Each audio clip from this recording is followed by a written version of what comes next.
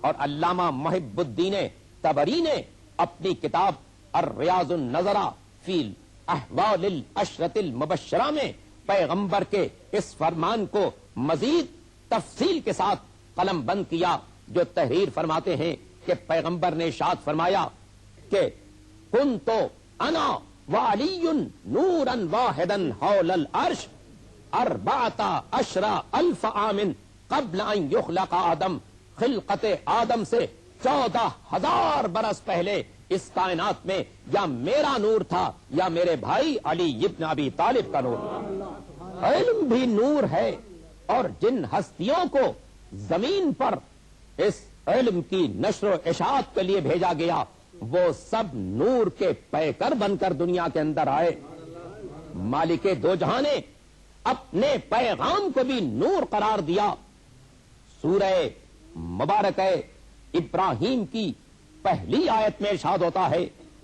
کتاب انزل الیک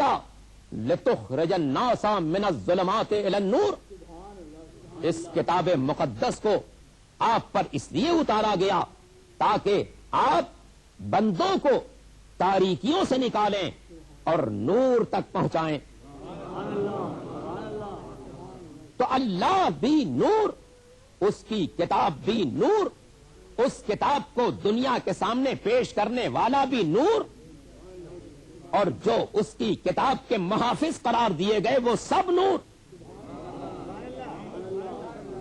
اس لیے کہ علم نور ہے،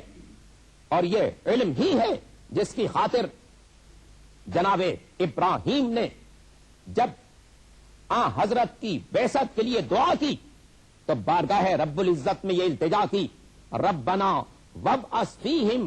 رسولا من انفسہم یتلو علیہم آیاتک ویعلمہم الکتاب والحکمہ۔ اے پالنے والے، مکے کی سرزمین پر ایک ایسا رسول مبعوث کرنا جو تیری آیتوں کی تلاوت کرنے والا ہو، انہیں کتاب اور حکمت کی تعلیم دینے والا ہو۔ اور جب مالک دو جہاں نے اس نبی کو مبعوث کیا تو ارشاد ہوا کہ لقد من اللہ علی المؤمنین اذ بعث فیہم رسولا من انفسہم یتلو علیہم آیاتہ ویزکیہم ویعلمہم الکتاب والحکمہ۔ یقیناً احسان ہے اللہ کا صاحبان ایمان پر کہ اس نے ان میں سے ایک نبی مبعوث کیا جس کی شان یہ ہے کہ آیات الہی کی تلاوت کرتا ہے، نفسوں کو پاک و پاکیزہ بناتا ہے، انہیں کتاب کی بھی تعلیم دیتا ہے، انہیں حکمت کی باتیں بھی بتاتا ہے۔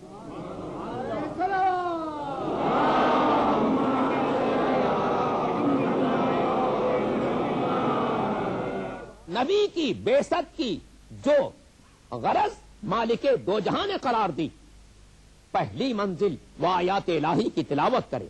دوسری منزل نفسوں کو پاک و پاکیزہ بنائے، تیسری منزل کتاب کی بھی تعلیم دے اور حکمت کی باتیں بھی بتائے۔ اور خود مالک دو جہاں نے جب اپنی ذات کا تعارف کرایا تو اسی علم کے حوالے سے ارشاد ہوا الرحمن علم القرآن خلق الانسان علمہ البیان۔ رحمان وہ ہے جس نے انسان کو قرآن کی تعلیم دی، اس نے انسان کو پیدا کیا اور اسے بیان کا سلیقہ سکھایا۔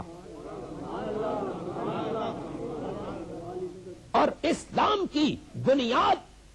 مالک دو جہاں نے علم پر اس طریقے سے رکھی ہے کہ جو پہلی آیت پیغمبر پر نازل ہوئی اس کا پہلا فقرہ یہی تھا، اقرا باسم ربک الذی خلق۔ پڑھو اس پروردگار کا نام لے کر پڑھو جس نے بنی نوع انسان کو پیدا کیا۔ اور پھر آگے چل کے ارشاد ہوا اقرا وربک الاکرم الذی علم بالقلم علم الانسان ما لم یعلم۔ اس معزز پروردگار کا نام لے کر پڑھو جس نے انسان کو قلم سے تعلیم دی۔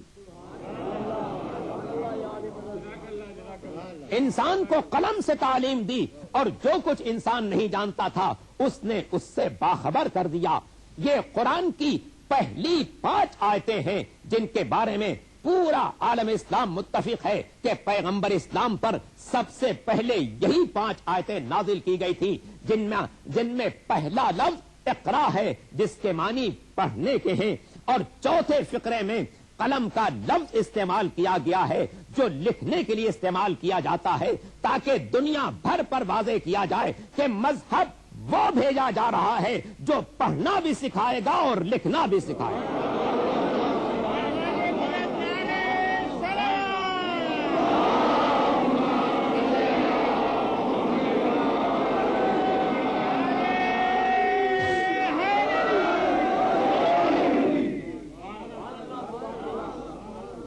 دین وہ بھیجا جا رہا ہے جس کا پہلا پیغام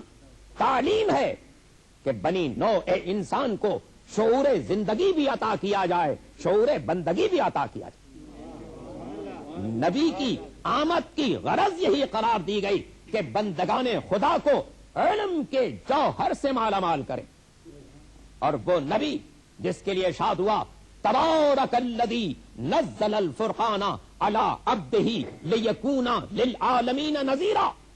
پاک اور بے نیاز ہے وہ ذات جس نے اپنے بندے پر اس کتاب مقدس کو نازل کیا تاکہ وہ تمام جہانوں تک اللہ کے پیغام کو پہنچا دے۔ نبی نہ مکے کے لیے تھا، نہ عرب دنیا کے لیے تھا، نہ مسلم ورلڈ کے لیے تھا، بلکہ نبی کی بعثت قیامت تک کے انسانوں کے لیے۔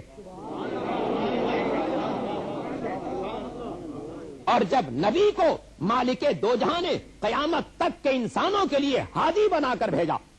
تو اب قیامت تک بنی نوع انسان علم کے اعتبار سے جتنی عظیم منزل پر پہنچ جائیں، انہیں نبی کی ہدایت کی مسلسل ضرورت رہے گی۔ اور جب مالک دو جہاں نے اس نبی کو قیامت تک کے لیے بھیجا، تو اب سائنسی اعتبار سے، فکری اعتبار سے، علمی اعتبار سے دنیا جتنی بھی آگے بڑھ جائے، نبی کا علم کائنات میں پیدا ہونے والے ہر انسان سے بڑھ کر ہونا چاہیے، تاکہ کسی دور کا یہ انسان یہ شکوہ نہ کر سکے کہ ہم اپنی مشکلات کو لے کر کس کی بارگاہ میں جائیں۔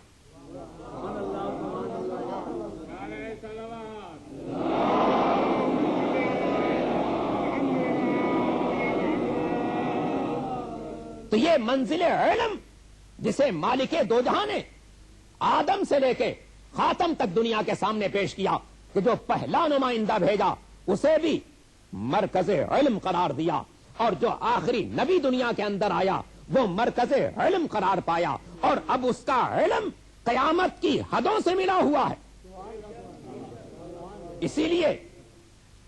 جب تاریخ اس منزل تک پہنچاتی ہے،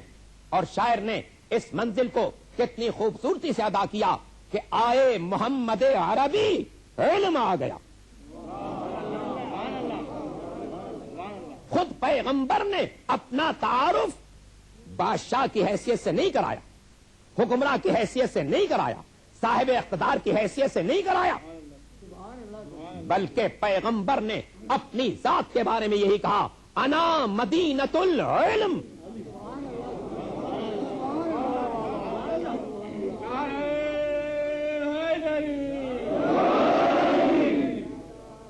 انا مدینۃ العلم وعلی بابھا، میں شہر علم ہوں، علی اس کا دروازہ ہے۔ نبوت کی منزل ختم ہونے والی ہے، امامت کا سلسلہ شروع ہونے والا ہے۔ مجھے شہر سلطنت مت سمجھنا، مجھے شہر اقتدار مت سمجھنا، مجھے شہر حکومت مت سمجھنا، مجھے شہر بادشاہت مت سمجھنا،